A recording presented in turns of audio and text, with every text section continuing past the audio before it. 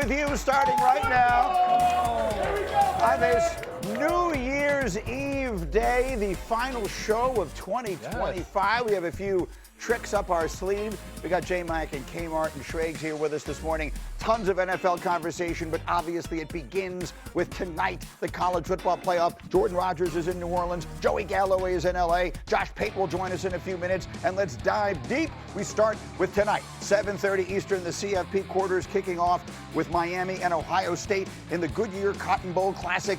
Jordan, you're going to give us first impressions. What are you watching most closely in this game?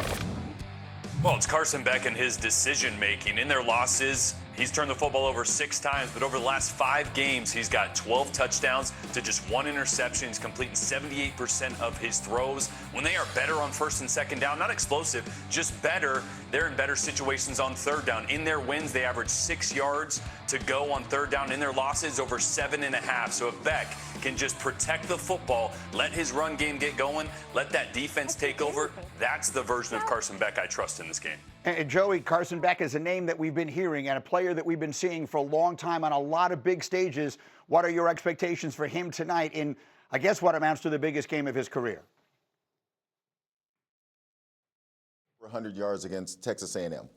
He didn't turn it over. Jordan Rodgers, absolutely right. If he can protect the football, then they're a much better football team when they can run it. I don't know if they can do that same thing against the Ohio State Buckeyes, but he has to make some plays over the middle. Again, when you looked at the Texas A&M game, now it was windy outside, but he was afraid to make plays over the middle. Everything was to the outside. He was playing it safe, trying not to turn the ball over. He accomplished that, but he's not going to be able to beat Ohio State throwing for 100 yards in this game. He's going to have to take some chances. He's got to make some plays. They're a much better football team when Carson Beck makes big plays from the pocket. They need that to beat Ohio State. We'll see if he will. And look, I host the draft, so I've been already polishing up on this. It feels like half the roster of Ohio State is going to get drafted in the first round, and we'll have Field Yates a little bit later this morning. But we're talking about a lot of first-rounders in this game, 2 of them from the Miami side of things. The offensive tackle is spectacular, and Reuben Bain is spectacular. But look, the offense and the defense for Ohio State just completely loaded. If one were to say, I've got a lot of people I feel like are on the Miami side of this thing, Jordan, but clearly, man for man on the field, Ohio State has the better team, no? Absolutely. Yeah, I think top to bottom, they have the better roster. Now, Miami has a few guys like those that you saw and a guy like Malachi Toney on the outside that can absolutely compete. But to Joey's point, yeah, the numbers against A&M were not very good for Carson Beck. They don't wow you. He needs to make 4 or 5 throws a game because he can manage this. That defense, Akeem Mesidor and Reuben Bain, who you saw right there, they can take this over or at least keep it close. If Beck starts to push and press too much, that's when they get in trouble. So get the ball to playmakers quickly, protect the football, and at least you have a chance here against against Ohio State, who does have the better players, like you said. You see the Buckeyes almost a double-digit favorite. That's the game tonight. I want to jump to the game, Joey, in L.A. where you will be. Let's do the Rose Bowl here. Alabama, Indiana. Jordan doing first impressions. What are you watching for in the Rose Bowl?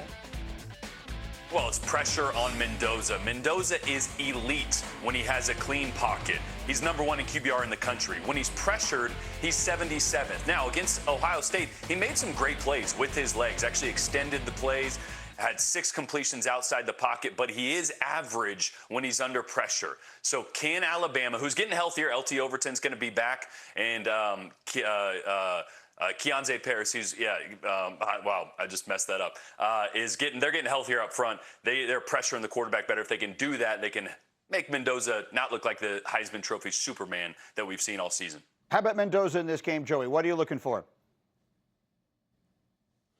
Just can he make some plays down the field? I think, Mendoza is a guy that we've seen tested. We've seen him put in situations where he's had to make plays for them at end of games. Against Penn State, he had to make a play at the end of the game. The 3rd and 6th throw down the sideline against Ohio State late in the 4th quarter was amazing. So he has to just continue to do what he's done. I don't think that Mendoza is the concern here. If I'm looking at this game, it's Ty Simpson on the other side. Ty Simpson hasn't looked comfortable. I would say maybe in the last month. He just hasn't looked comfortable. We keep saying that Alabama needs to run the football. I just don't think that's in their DNA. They have to throw the football, and teams know that. They come after Ty Simpson. They put him in situations and make him look uncomfortable. I think for Alabama, Ty Simpson is the key if they have a chance to win this game. Joey, you're there, and so you're obviously absorbing what some of the fans and what the atmosphere is like. To see Alabama as an underdog and a fairly significant one, whether it's against this Indiana team or anybody, is a very different role for them. What feel are you getting from the team, from the players, and even from the fans who were there to see the Alabama game tomorrow night?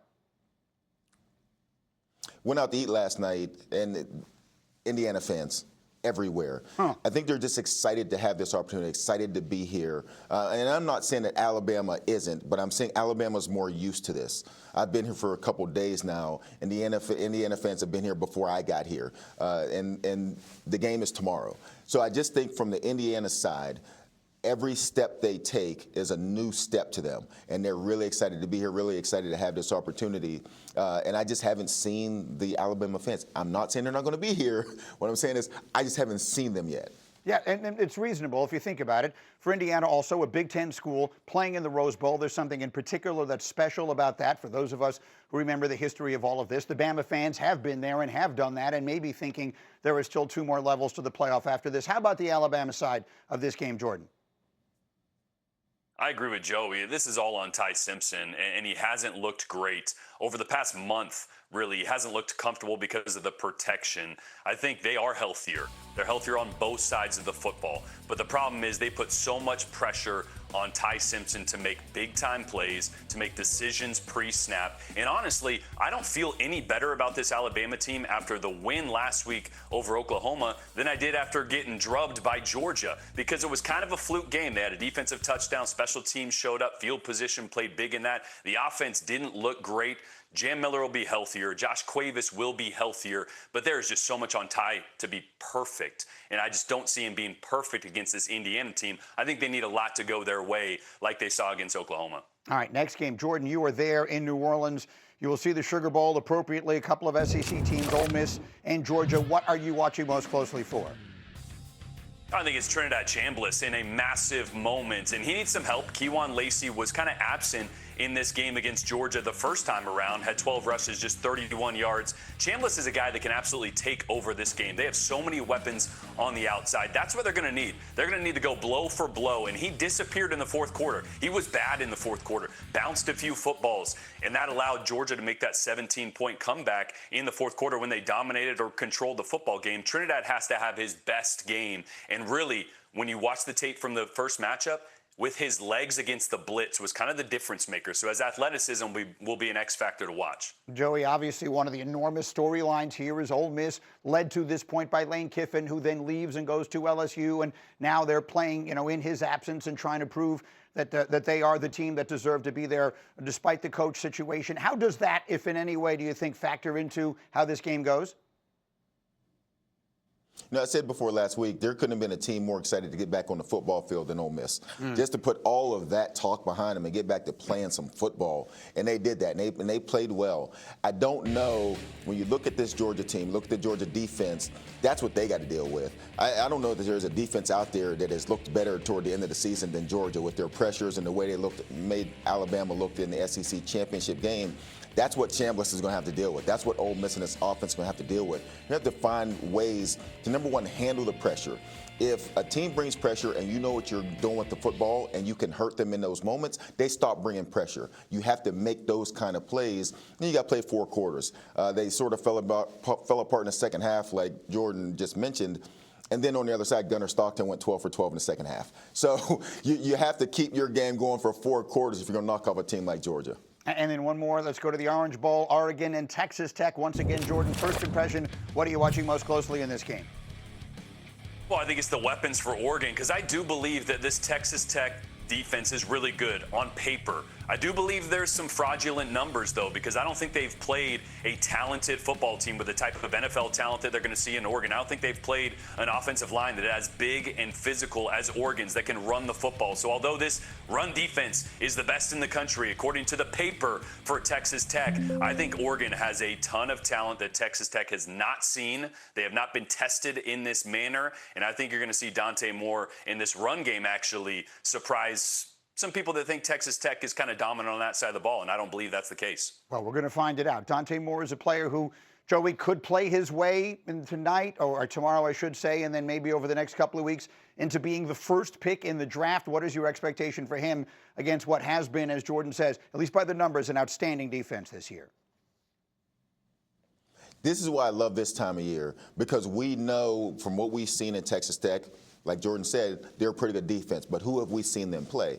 But we've had the same conversation about Oregon during the season. We've seen them tested only against Indiana at home, and they lost that football game. These are those times when you get to really find out, okay, we see what it is on paper. We've heard Dante Moore may be a first-round draft pick. He might be the #1 overall pick. Now we get to see maybe he go against what we've seen as maybe the best defense that he's faced up to this point in the season. They lead FBS in takeaways. Takeaways, key to football games, especially the big football games like this one's going to be. I'm looking forward to see that matchup. Dante Moore, from what I've heard, could be #1. Texas Tech, from what I've heard, could be the best defense in the country. So this is going to be fun to find out. Absolutely. It's good against good, and we'll finally get the test tomorrow. Guys, outstanding. Stay close by. We'll have much more from them, and Josh Pate will join us as we go. Much more on the college, but we turn to the NFL next. We have a playoff game on the final Sunday of the season. Will Lamar Jackson suit up in a game that means everything, perhaps for the future of his coach and the opposing coach? We're all over it. Plus,